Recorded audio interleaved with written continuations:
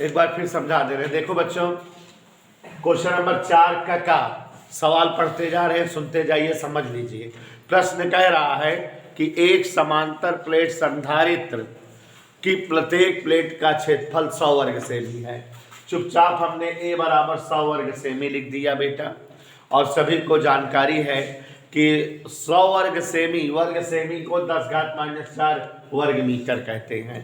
कह रहा है प्लेटों के बीच वैद्युत क्षेत्र 100 न्यूटन पर कूलाम है। E बराबर 100 न्यूटन पर कूलाम लिख दिए। हमसे कह रहा है कि प्लेटों के मध्य कितना आवेश होगा। यहाँ पर देखो सूत्र लगाए, Q बराबर C इंटू बी। समांतर प्लेट संधारित्र की धारिता C का सूत्र होता है A एप्सिलॉन नॉट बटे D। जैसा कि आप पढ़े हो, विभव प्रवणता और वैद्युत क्षेत्र तीव्रता E बराबर B बटा D, तो B बराबर E इंटू डी। D से D कट गया। A का मान 100 × 10⁻⁴, एप्सिलॉन नॉट का मान पता रहता है 8.85 × 10⁻12, और E का मान 100। तो 2 0 2 0 10⁴, ऋण 4 कट गया, यही बच गया, मात्रक कूलाम है। तो चौथे का खा खंड है, लेंस की क्षमता से क्या समझते हो। तो मीटर में मापी गई फोकस दूरी का व्युत्क्रम लेंस की क्षमता कहलाती है। लेंस की क्षमता P बराबर 1/f लिखा। लेंस की क्षमता का मात्रक डायोप्टर होता है। लेंस की क्षमता का मात्रक अपने मन से लिख लो, क्षमता का मात्रक डायोप्टर होता है।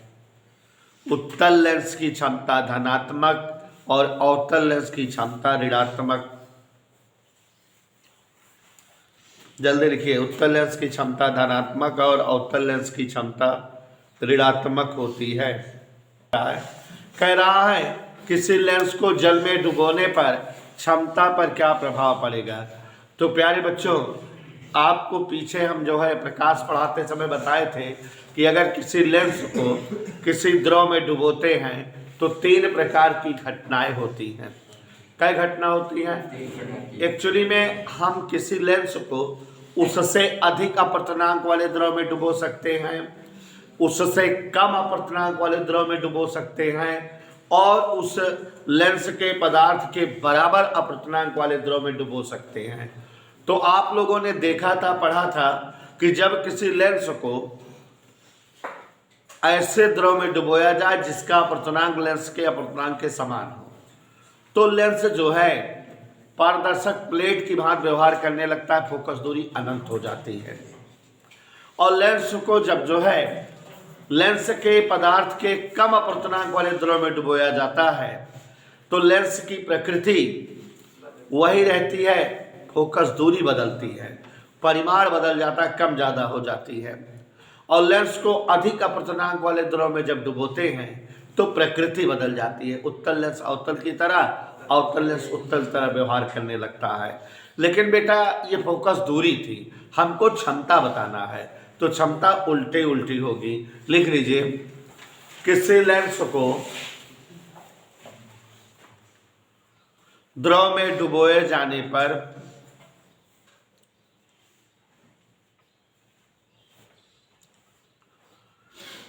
लेंस की क्षमता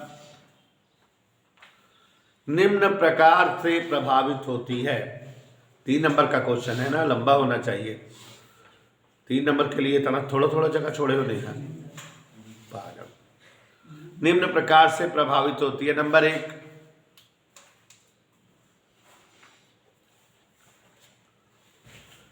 यदि लेंस के पदार्थ व द्रव का अपवर्तनांक समान हो, लेंस के पदार्थ व द्रव का अपवर्तनांक समान हो तो क्या होगा सिद्धार्थ? तो क्षमता 0 हो जाएगी।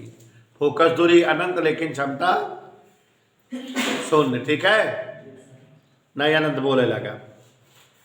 लेंस के पदार्थ का अपवर्तनांक और द्रव का अपवर्तनांक समान हो तो लेंस की क्षमता 0 हो जाएगी।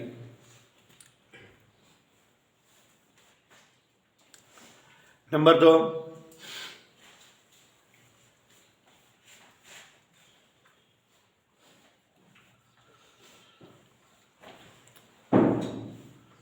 यदि लेंस के पदार्थ का अपवर्तनांक द्रव के अपर्तनांक से अधिक हो।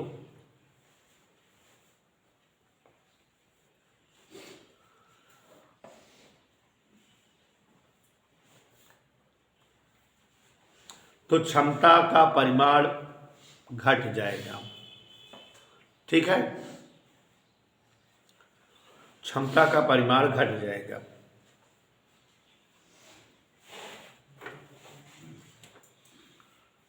नंबर 3, लेंस के पदार्थ का अपवर्तनांक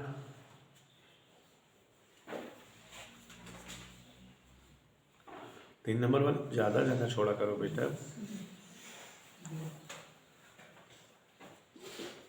क्या बोले? लेंस के पदार्थ का अपवर्तनांक द्रव के अपवर्तनांक से कम हो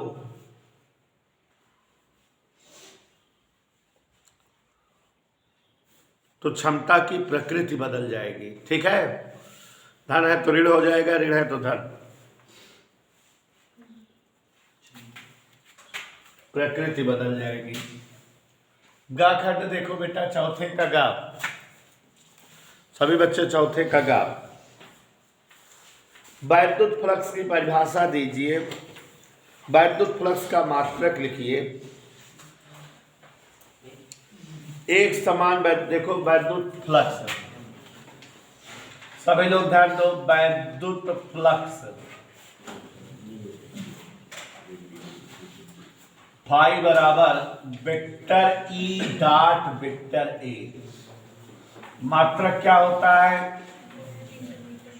हाँ बेटा, हाँ, वोल्ट इंटू मीटर या न्यूटन मीटर स्क्वायर प्रति कूलम। ठीक है, अब फ्लक्स निकालना है। वेक्टर ई बराबर देखो दिया है वैद्युत क्षेत्र की तीव्रता 2I plus 3J minus 4K और क्षेत्रफल वेक्टर दिया है -4K।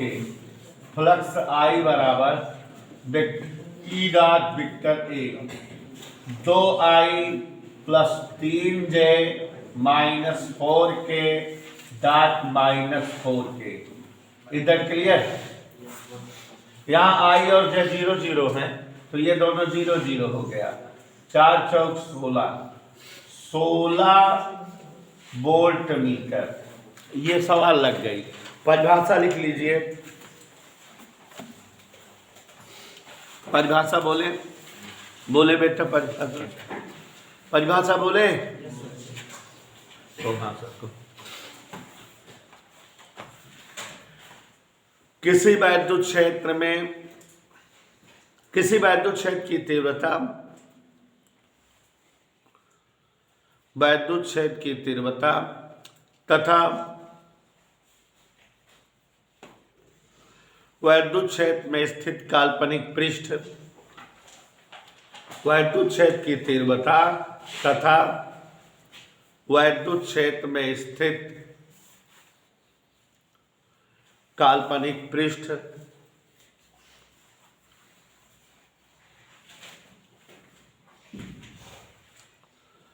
के क्षेत्रफल वेक्टर का अदिश गुणनफल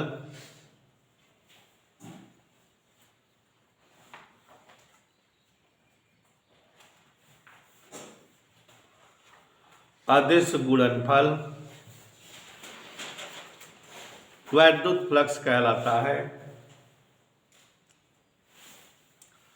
मात्रक वोल्ट प्रति मीटर होता है।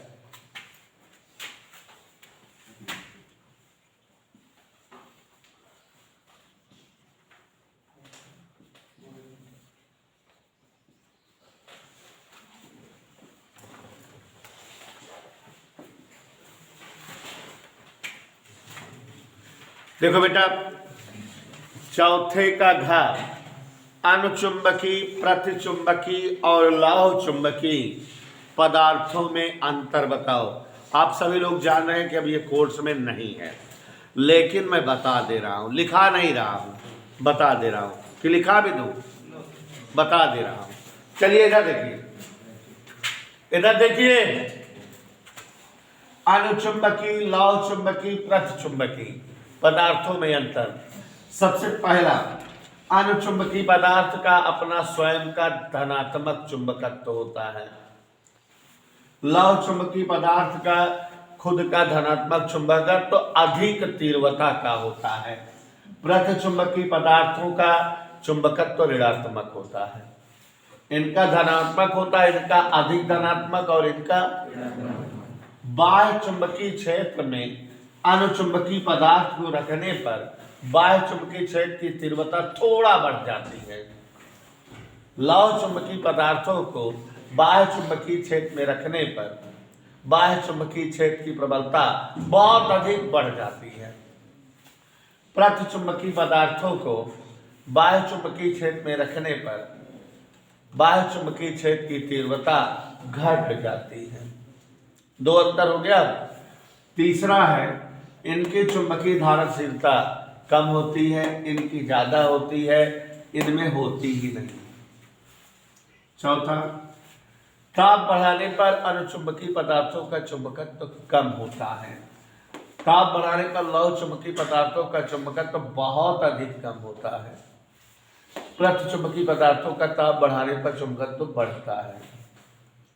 पांचवा, अगर दो चुंबकीय ध्रुवों के बीच अनुचुंबकीय छड़ लाई जाए तो वो हमेशा जो है दोनों चुंबकीय ध्रुवों के दिशा में खड़ी होगी या रुकेगी। ऐसे लौह चुंबकीय छड़ को दो चुंबकीय ध्रुवों के बीच लाया जाए तो वह भी चुंबकीय अक्ष के दिशा में रुकेगी। प्रतिचुंबकीय क्षण को अगर दो चुंबकीय ध्रुवों के बीच लाया जाए तो वह चुंबकीय अक्ष के लंबवत रुकेगी। पांच डिफरेंस होगी, बहुत है क्या बताइए। ठीक है, तो ये इस तरह से जो है अनुचुंबकीय, लौह चुंबकीय, प्रतिचुंबकीय पदार्थों में अंतर है। समझ आया? कोरोना खा गया है इसको, नेहा ध्यान गई ना कोरोना।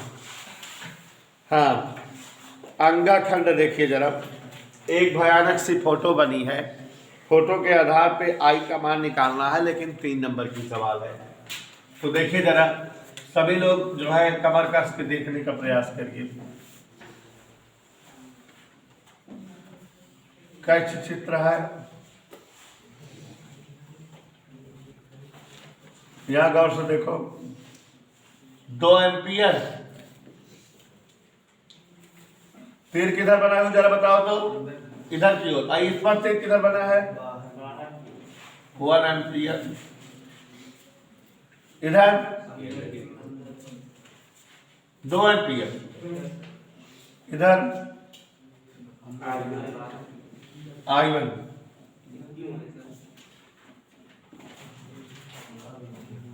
क्यों पे देखो जरा,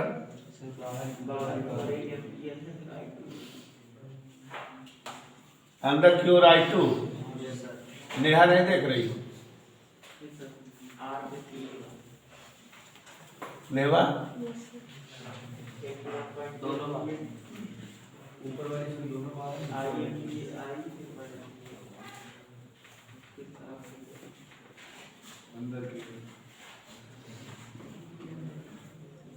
आज अस्कर सर क्या छुट्टी थी क्या? कब का है सर बारे ना है, बुधवार है, है?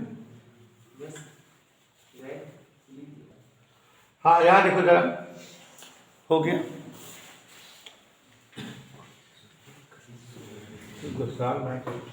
चलो संदीप है, हमको डर लगने लगा।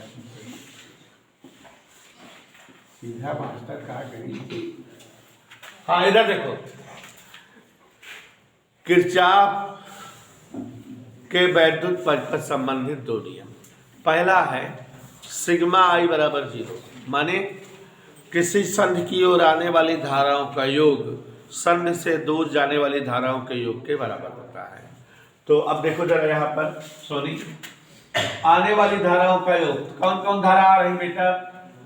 2 और 2 बराबर जाने वाली 1 प्लस I1।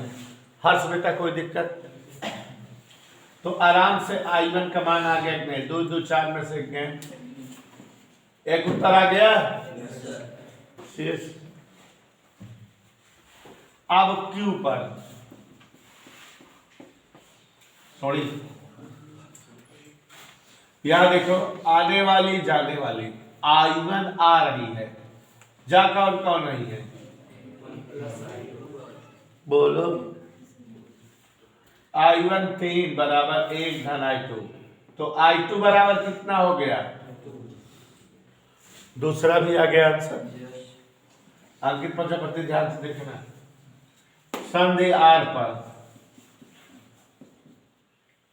कौन धारा आ रही है और कौन आ रही है,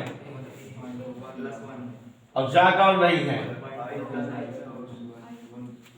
यही ना। I2 का मान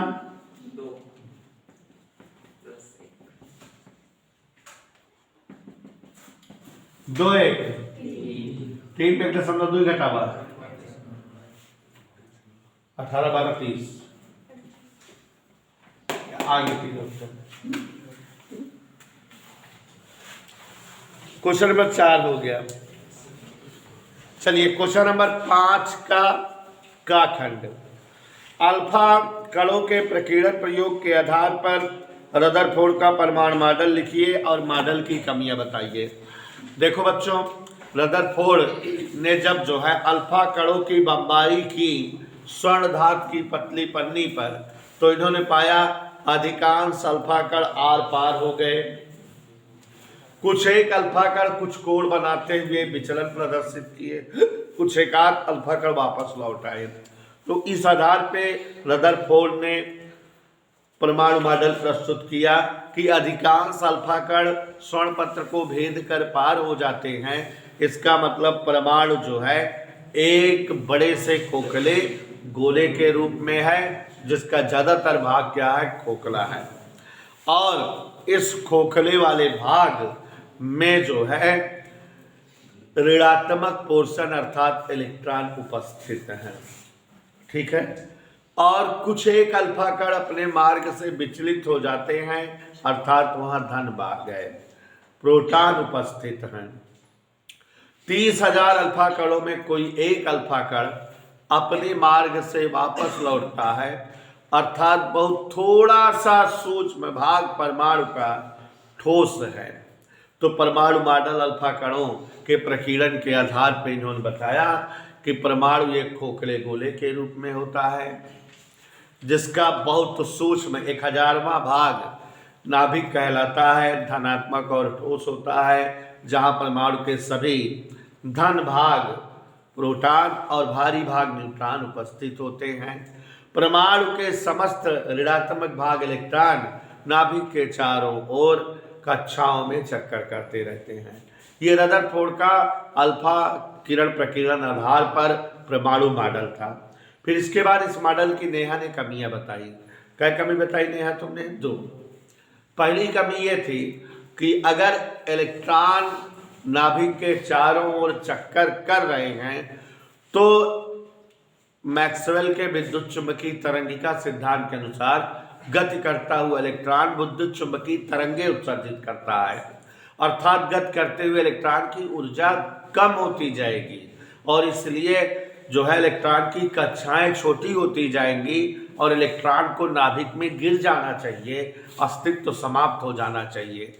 ऐसा नहीं होता, ये कमी थी रदरफोर्ड परमाणु मॉडल की। दूसरा, इलेक्ट्रॉनों द्वारा उत्सर्जित स्पेक्ट्रम रदरफोर्ड के हिसाब से सतत आना चाहिए, लेकिन बाद में साइंटिस्टों ने सब जो है स्पेक्ट्रम एकल प्राप्त किया था। ठीक है, दीज आर 2 कमियां ऑफ रदरफोर्ड परमाणु मॉडल। तो लिखा दें।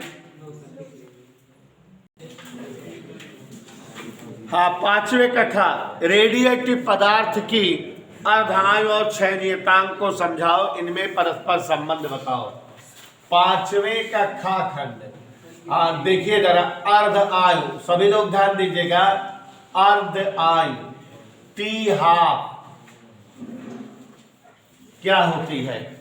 कोई भी रेडियो एक्टिव तत्व जितने समय में अपनी प्रारंभिक मात्रा का आधा विघटित हो जाता है या जितने समय में अपनी प्रारंभिक मात्रा का आधा बचा रह जाता है, वही समय उस तत्व की अर्धांग कहलाती है। जैसे 100 ग्राम रेडियो एक्टिव तत्व है और 5 दिन बाद आओ आप देखो 50 ग्राम बचा रह जाए, तो माने आधा कितने दिन में विघटित हो गया? 5 दिनों में। तो 5 दिन इसकी क्या हुई बेटा? अर्धांग। ठीक है। तो कोई रेडियो एक्टिव तत्व जितने समय में स्वयं की मात्रा का आधा विघटित हो जाए, वही समय अर्धांग कहलाता है। रदरफोर्ड और सोडी फजाल रसल ने ये पता लगाया कि कोई भी रेडियो एक्टिव तत्व के विघटन की दर उसकी जो है प्रारंभिक मात्रा के समानुपाती होती है। इसे ही रदरफोर्ड और सोडी फजाल का रेडियो एक्टिव विघटन संबंधित नियम कहते हैं। क्या है? विघटन की दर। देखो dN/dt विघटन की दर, अगर यहां माइनस लगा देते कम हो रहा है, ये रेडियो एक्टिव तत्व के प्रारंभिक मात्रा की क्या होता है? आप जानते हो कि dN/dt समानुपाती चिन्ह हटाया जाता है और नियतांक लेमडी यूज किया जाता है, और अब इसको लिख सकते हैं -dN/n बराबर λ/dt। दोनों तरफ समाकलन करेंगे, इंटीग्रेशन टॉपिक है डी हटाने के लिए। तो 1/n dN बराबर λ1dt। कोई डाउट किसी को? आगे देखिए जरा, यहां 1/n का समाकलन log n आधार e, और यहां λ/t। कोई डाउट बेटा? और प्लस क्या होता है? समाकलन नियतांक। अब जैसा कि जानते हो t बराबर 0 पर n जो है शुरुआती मात्रा प्रारंभिक मात्रा रहेगी, तो इसमें रखेंगे तो -log e n0 λ/0 plus c का मान -log e n0। कोई डाउट? रख दे समीकरण 1 में। समीकरण 1 देखिए, -log en बराबर λ/t -log e n0। इसको इधर लाइए, इधर लाएंगे -log en plus log e n0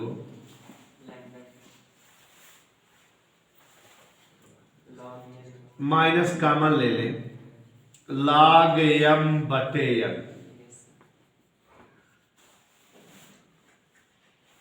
तो log n/n0 बराबर, ये माइनस यहां आ गया,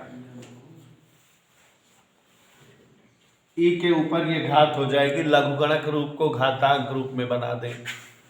ऐसा जो है समझ रहे हो आप लोग? इस डेरिवेशन को हम एक बार और बताए हुए हैं पिछले वाले अंशाल में।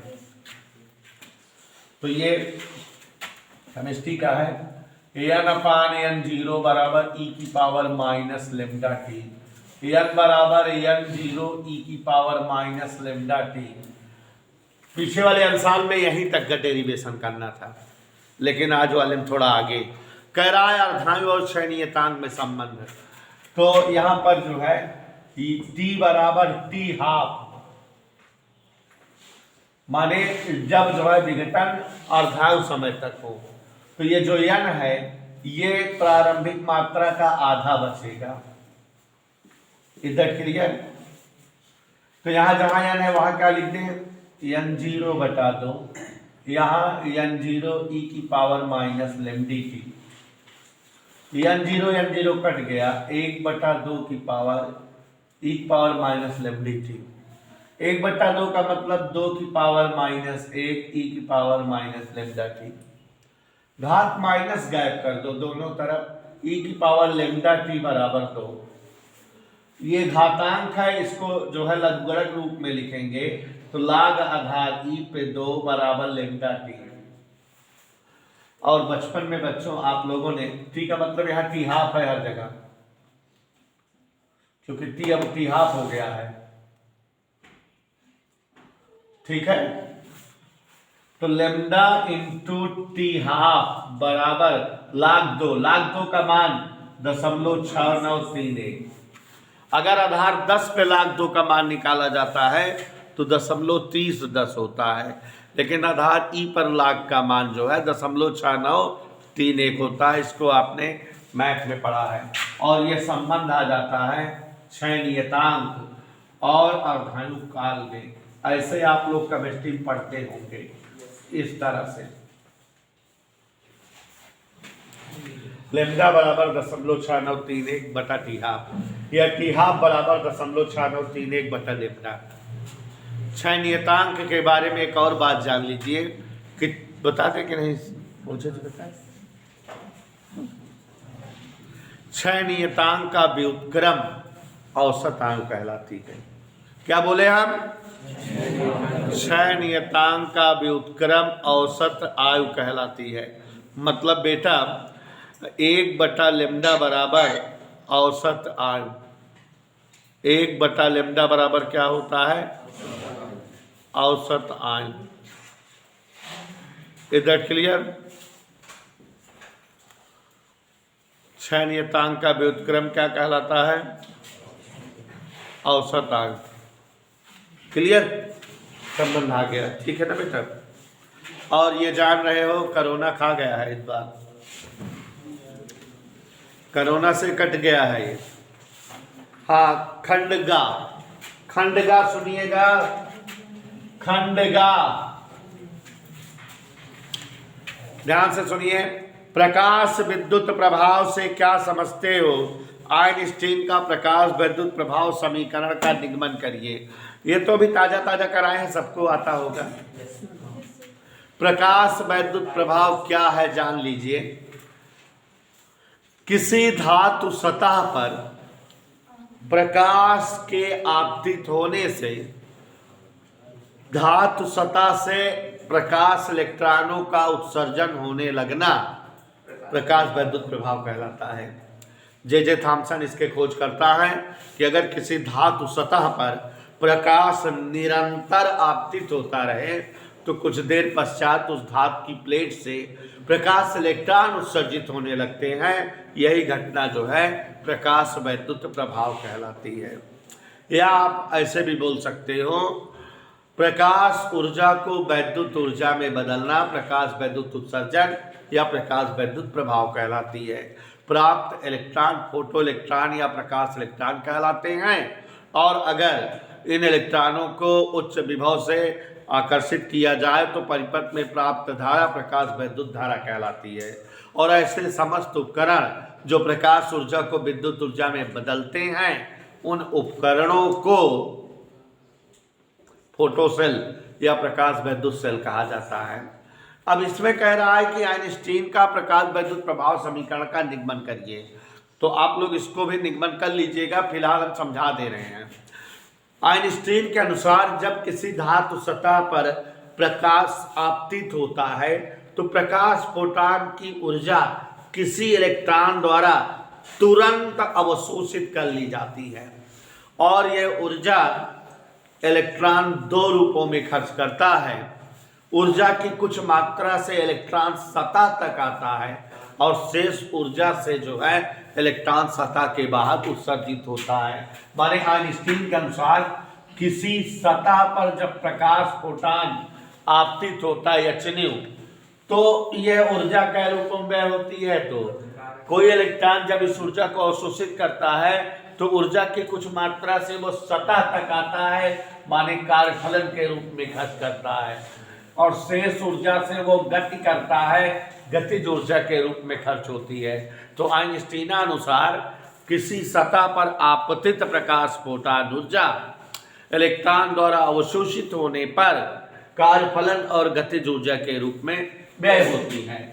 और एचन्यू बराबर कार्यफलन ऊर्जा मतलब इस समय आवृत्ति डेली आवृत्ति होगी, और इसको पक्षांतर कर दो, न्यू माइनस न्यू नॉट बराबर ई के। यही जो है आइंस्टीन का प्रकाश विद्युत प्रभाव समीकरण है। और आप लोग जो है फेयर कॉपी से लिख लोगे। लो, अभी अभी हमने व्यतिकरण पढ़ाया था, आपको बताया था कि इसकी सवाल एग्जाम में जरूर आती है। नहीं विश्वास है देख लो, 3 नंबर में आ गई, देख लो, खुद ही देख लो। 2 तरंगों की तीव्रताओं में 1:9 का। मेरी बात पर भरोसा नहीं करते तुम लोग, देख लो, इंपॉर्टेंट है। यदि दोनों तरंगें व्यतिकरण करती हैं तो अधिकतम और न्यूनतम तीव्रताओं में अनुपात। देखो बच्चों कितना सरल सवाल है, कितना सरल। तो देखो जरा, I1 अनुपात I2 कितना दिया है स्नेहा ओझा? I1 माने A1 स्क्वायर अनुपात A2 स्क्वायर 1:3 का स्क्वायर। तो A1 अनुपात A2 कितना आ गया बेटा? 3 आएगा, 2 नहीं। कह रहा है महत्तम और मिनिमम, मैक्सिमम और मिनिमम। देखो कितना सरल सवाल है, 3 नंबर का फर्जी मिल जाता है। बताए थे 3 नंबर आएगा। A1 plus A2 whole square, A1 difference A2 whole square. नहीं मानोगे? 1 A और 3 A, 4 A का होल स्क्वायर, 1 में 3 गए, 2 A का होल स्क्वायर, 4 चौक 16, 2 दूनी 4, A स्क्वायर स्क्वायर कट गया। ठीक, तो ये जो है देखो 3 नंबर का सवाल है। बताओ सरल नहीं है? जितनी देर आइंस्टीन प्रकाश विद्युत प्रभाव लिखा जाए उतनी देर में 3 लग जाएगा, आई में फुल नंबर मिलेगा है। तो एक बताए रहे तरंग गति बहुत इंपॉर्टेंट है, का जाला 2-3 चैप्टर है, 15-20 नंबर आ जाते। तो अब आप समझ रहे हो कि हम खंडघा पहुंच गए हैं। जनरल डायोड कोर्स से बाहर हो गया है, अब ये ऑलरेडी बुक में भी नहीं है, हम पढ़ाए भी नहीं है। विचलन कोण एवं वर्ण विक्षेपण से क्या समझते हो? वर्ण विक्षेपण क्षमता के लिए सूत्र अब जान रहे हो, टाइम नहीं है, कल कराएंगे।